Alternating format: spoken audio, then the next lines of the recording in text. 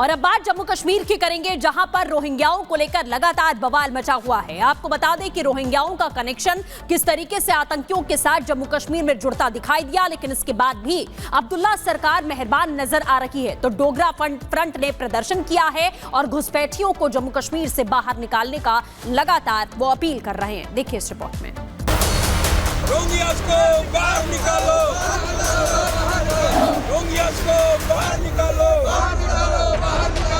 Government of India ये बताए कि इनके साथ करना क्या है। उनको जम्मू कश्मीर के लोगों का ख्याल रखना चाहिए, रोहिंग्या पॉलिटिक्स करने का जरूरत नहीं।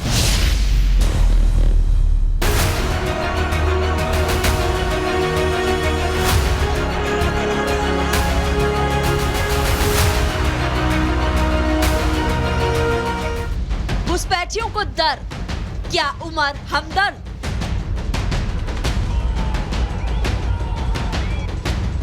डोगरा फ्रंट की हुंकार, रोहिंग्या का दाना पानी बंद करे सरकार।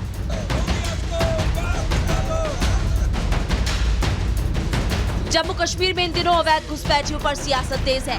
रोहिंग्याओं के खिलाफ अब डोगरा फ्रंट ने मोर्चा खोल दिया है और सड़क पर उतरकर जोरदार प्रदर्शन कर रहे हैं। डोगरा फ्रंट की मांग है कि हमारे घरों पर घुसपैठियों को दी जा रही सुविधाओं पर पाबंदी लगनी चाहिए।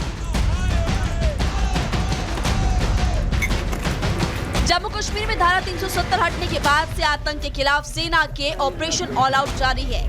सेना के एक्शन से आतंकियों की कमर टूटी है। वही आतंक के मददगारों के खिलाफ भी ताबड़तोड़ एक्शन जारी है। जगह जगह पुलिस छापेमारी कर रही है। खुफिया इनपुट्स के अनुसार आतंकियों के पहरेदार ये रोहिंग्या ही है। छोटी बड़ी आतंकी घटनाओं को अंजाम देकर इनकी ही बस्तियों में आतंकी छिप जाते हैं। आतंकियों से मिलीभगत की खुफिया रिपोर्ट आने के बाद उपराज्यपाल ने कड़ा कदम उठाया और जम्मू में रोहिंग्या परिवारों के लिए बिजली पानी की आपूर्ति बंद कर दी। लेकिन घुसपैठियों के रहनुमा उमर अब्दुल्ला को ये बात रास नहीं आई। उमर अब्दुल्ला एलजी को मानवता का पाठ पढ़ाने लग गए। मरकजी हुकूमत ये तय करे कि उनके लिए करना क्या है। अगर उन्हें वापस भेजना है तो वापस भेजिए, अगर भेज सकते हो तो भेजिए, अगर नहीं भेज सकते हो तो फाका उनको यहाँ मार तो नहीं सकते हो ना, या ठंड से उनको मार नहीं सकते हो। गवर्नमेंट ऑफ इंडिया ये बताए कि इनके साथ करना क्या है। जब तक वो यहाँ पे हैं तब तक तो उनका थोड़ा बहुत तो देखभाल आपको करना होगा। आतंकियों के मददगारों पर कार्रवाई के बजाय उमर अब्दुल्ला मेहरबान नजर आ रहे हैं। इंसानियत, कड़ाके की ठंड, मानवता जैसे शब्द याद आ रहे हैं। जम्मू कश्मीर के मुखिया उमर अब्दुल्ला को अवैध रूप से देश में घुसे और आतंकवादी जैसी गतिविधियों में शामिल रोहिंग्याओं का दर्द महसूस हो रहा है, जबकि बीजेपी डोगरा फ्रंट की मांगों का समर्थन कर रही है। रोहिंग्याओं को वापस उनके देश भेजने की मांग कर रही है। जो इन पर एफआईआर दर्ज की गई थी उन मालिक मकानों पर, उनको ये कहा था जिनके पास यूएनओ कार्ड्स नहीं हैं उन पर पर्चे दायर किए गए थे। मालिक मकानों ने 1 महीने का उनको टाइम दिया था, ना कि सरकार ने। उसके बाद स्वाभाविक बात है कि मालिक जब 1 महीने में कोई एक्शन नहीं किया तो उन मालिक मकानों के वो कनेक्शंस थे जो काटे गए। उन्होंने ही बिजली की जो तारें अवैध रूप से जोड़ी थी उन्हीं को हटाया गया है। और कुल मिलाकर के किसी ने नहीं कहा कि ये इस प्रकार से होना चाहिए। सरकारी आंकड़ों की माने तो जम्मू कश्मीर में करीब 13,500 विदेशी नागरिक हैं। इनसे ज्यादातर म्यांमार से आए रोहिंग्या और बांग्लादेशी नागरिक हैं, जिनकी संख्या लगातार बढ़ रही है। जम्मू कश्मीर के गृह विभाग की 2018 की रिपोर्ट के अनुसार 5 जिलों पुंछ, अनंतनाग, जम्मू, डोडा और सांबा में रोहिंग्या बस्तियां मौजूद है। जम्मू में सबसे ज्यादा 32 कैंप्स हैं, जिनमें करीब 1,500 रोहिंग्या परिवार रह रहे हैं। सीधी थ्रेट है जी, म्यांमार और बांग्लादेशी सीधी थ्रेट है हमको। सुंजमा अटैक के अंदर वो इसमें तारें उनके साथ मिल रही थी और एक मंत्री कह रहा है कि उनके खिलाफ उनको बिजली पानी दो। नहीं मिलेगा बिजली पानी, और अगर कोई देगा। पिछले कुछ समय से जम्मू में बढ़ती आतंकी घटनाओं के पीछे भी रोहिंग्या ही सबसे ज्यादा आबादी होने की आशंका है।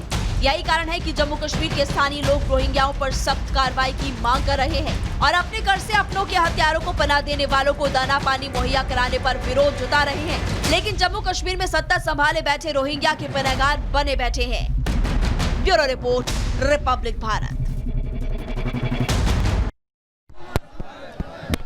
देखिए लगातार जो है बांग्लादेश में जिस तरह से हिंसा हो रही है उसके खिलाफ जम्मू में भी जो है लोगों का गुस्सा फूट पड़ा है। सड़कों पर हिंदू समुदाय, सिविल सोसाइटी के लोग जो हैं इस वक्त मार्च निकाल रहे हैं और मांग सिर्फ एक की जा रही है कि जो हिंदुओं पर लगातार अत्याचार हो रहे हैं वो बंद किए जाएं। इस वक्त आप यहाँ पर देखेंगे तो संत समाज भी जम्मू की सड़कों पर उतरा है, विरोध प्रदर्शन किया जा रहा है और हिंदू समुदाय की सुरक्षा की मांग की जा रही है। महाराज, आप सड़कों पर आज संत समाज भी निकला है, क्या मांग है? जी, लगातार आप देखेंगे यहाँ पर जी महाराज इकट्ठा हुआ है। देखिए, आज समूचा जम्मू की तरफ से ये रोष व्यक्त किया जा रहा है कि बांग्लादेश में जो हिंदुओं के साथ अमानवीय व्यवहार किया जा रहा है, अत्याचार किया जा रहा है, वहाँ बहन बेटियों के साथ रेप हो रहा है। इतना ही नहीं, छोटे छोटे और बच्चों को क्रूरता से मारा जा रहा है। ये अमानवीयता का व्यवहार अब सहन नहीं होगा। हम सभी हिंदू इसका पुरजोर विरोध करते हैं और सरकार से हम लोग सब लोग ये कहते हैं कि वो शीघ्र ये जो हिंदुओं के तरफ से राजनीतिक कदम भी उठाए गए हैं, आपको लगता है कि उनसे जो है बांग्लादेश में हालात सुधरेंगे?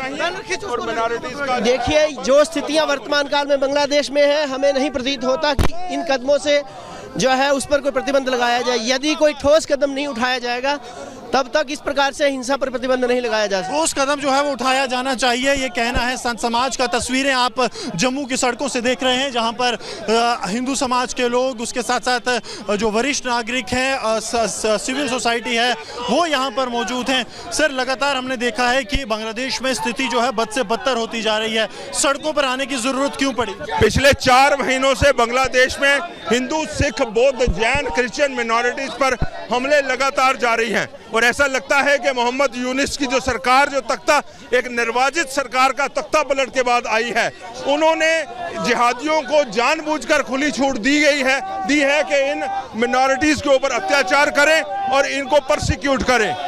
वर्ल्ड कम्युनिटी से, भारत सरकार से हमारी अपील है कि इसको लेकर के उचित और चाहे सैन्य कार्रवाई करनी पड़े वो सैन्य कार्रवाई करें और इसमें इंटरवीन करें।